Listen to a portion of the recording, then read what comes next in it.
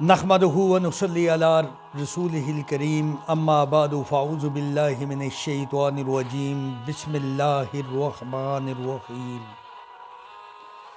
وبالآخرات ہم یوقنون صدق اللہ العظیم اللہم صلی علی محمد وعلی آل محمد کما صلیت علی ابراہیم وعلی آل ابراہیم انک حمید مجید۔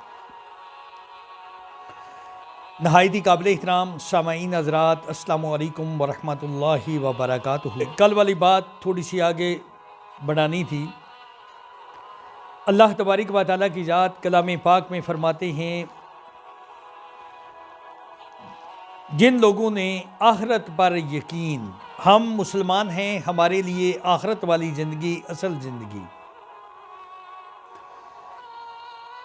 ہم نے اپنی آخرت والی زندگی کو دیکھ کر چلنا ہے۔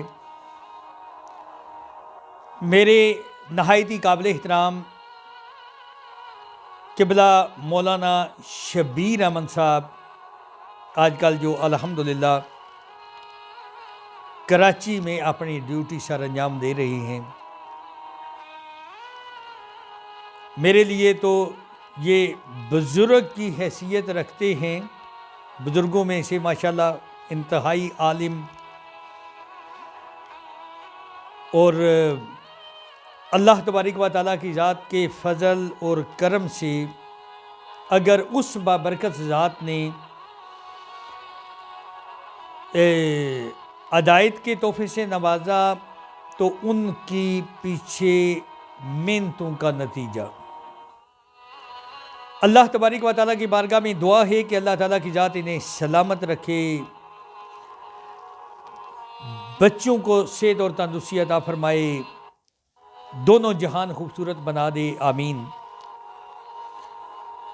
میری تو دلی دعائیں ان کے ساتھ ہیں، اور انہوں نے ایک بڑی پیاری مثال دی آخرت کے حوالے سے۔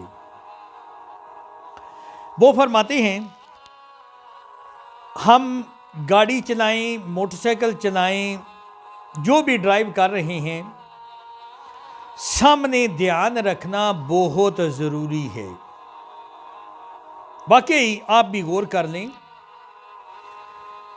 جب انسان گاڑی ڈرائیو کر رہا ہے، موٹر سائیکل ڈرائیو کر رہا ہے، تو اس کے لیے سامنے دھیان بہت ضروری ہے۔ حالانکہ سائڈ پر شیشے لگے ہوئے ہیں، پیچھے دیکھنے کے لیے، سائڈ پر دیکھنے کے لیے سائڈ پر شیشے لگے ہوئے ہیں، گاڑی کے بھی اور موٹر سائیکل کے بھی، لیکن دیکھنا ہے بوقت ضرورت۔ اصل چیز سامنے دھیان رکھنا بہت ضروری ہے۔ یہ آپ کو مثال بے شک غور کر لیں، اگر ہم لگاتار سائیڈ والا شیشہ دیکھنا شروع کر دیں، گاڑی سامنے جا رہی ہے، ہم سائیڈ والے شیشے کو دیکھ رہے ہیں، تو گارنٹیڈ ہمارا ایکسیڈنٹ ہو جائے گا،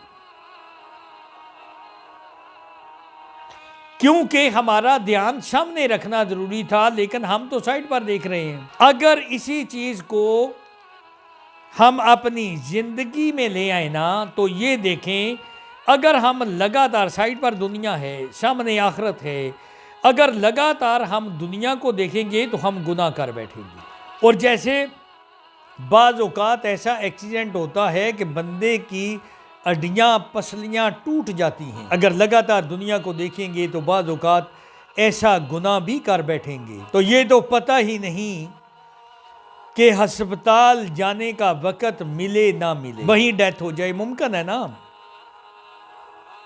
اور جب ایکسیڈنٹ ہوتا ہے تو بعض ایسے بھی ہیں موقع پر ہی ان بیچاروں کی ڈیتھ ہو جاتی ہے، مر جاتے ہیں۔ یہ جو شیطان نے ہمیں یہ اس طرف لگایا ہوا ہے نا، تو کر لے گناہ کر لے، پھر توبہ کر لینا۔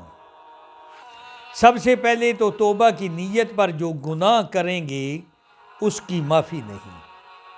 ایک بات تو یہ بھی یاد رکھیں، توبہ کی نیت پر جو گناہ کریں گے اس کی معافی نہیں ہے، اس کی توبہ بھی نہیں ہے۔ اور شیطان اس لیے ہمیں یہ مشورہ دیتا ہے تاکہ اس کا صحیح بیڑا گرک ہو، توبہ کی نیت پر کرے گا نا۔ بہرحال اللہ تبارک و تعالیٰ کی ذات غفور الرحیم ہے، رحمان اور رحیم ہے، وہ بابرکت ذات ہم سب کو محفوظ رکھے، اور اگر اللہ نہ کرے اللہ نہ کرے کسی وجہ سے گناہ ہو جائے، اور وہ بابرکت ذات ہمیں معاف فرما دے۔ اور جو بات کر رہا تھا کہ سامنے اگر گاڑی لگاتار سائیڈ والے شیشے دیکھیں گے تو ایکسیڈنٹ کر بیٹھیں گے، اور بعض ایکسیڈنٹ زیادہ بھی ہو جاتے ہیں، سیریس ہو جاتے ہیں۔ سیم اسی طریقے سے اگر ہم بعض گناہ کرتے ہیں، اس کے فوراً بعد موت بھی آ سکتی ہے، توبہ کے موقع نہیں مل سکتا۔ ہم نے اپنی آخرت کو سامنے رکھ کے اپنی زندگی گزارنی ہے، جو بھی عمل کریں گے آخرت سامنے رکھ کے عمل کریں گے، اور اللہ تعالیٰ کی ذات اپنے فضل اپنے کرم سے ہم سب کو محفوظ رکھے گی۔ اور دوسرا آپ سب سے یہ گزارش کرنی تھی، یہ جو دعوت اور تبلیغ کی محنت ہے نا، چونکہ اللہ تبارک و تعالیٰ کی ذات کا ان سے وعدہ ہے ہدایت کا، جو دوسروں کا داعی بنے گا، دوسروں کو دعوت دے گا، اللہ تعالیٰ کی ذات اس کو ہدایت ضرور عطا فرمائے گی۔ اور شیطان اس سے ڈرتا ہے، وہ اس کام کی طرف نہیں آنے دے رہا۔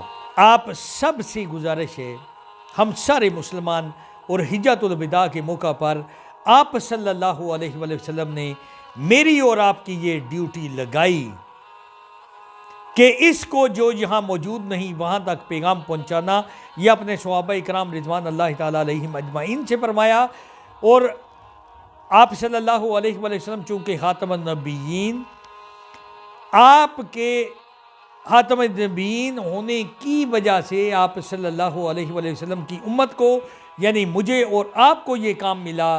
ہم سب نے یہ کام سیکھنا ہے، دوسروں کو سکھانا ہے، خود برائی سے بچنا ہے، دوسروں کو بچنے کا کہنا ہے، اور اسی میں میری اور آپ کی کامیابی ہے۔ دونوں جہانوں کی کامیابی اگر میری اور آپ کی ہے تو وہ اس کام۔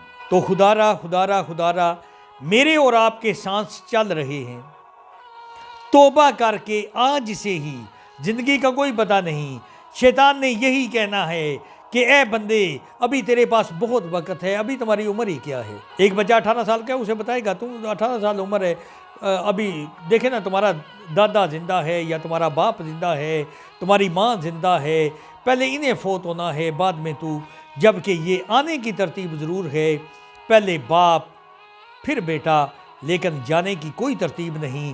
میں نے خود اپنی آنکھوں سے دیکھا ہے کہ ایک پڑ دادا، یعنی کہ دادے کا باپ پھوڑی پر بیٹھا ہوا ہے، فوتگی والے گھر بیٹھا ہوا ہے، اور اس کے پوتے کا بیٹا اس دنیا سے رخصت ہو۔ اس لیے آپ سب سے گزارش ہے کہ ہر آنے والے وقت کو آخری لمحہ سمجھیں، غنیمت سمجھیں، اور آج ہی ہمارے سانس چل رہے ہیں، دل میں یہ خیال ہو سکتا ہے یہ ہمارا آخری موقع ہو، اور توبہ کر لیں۔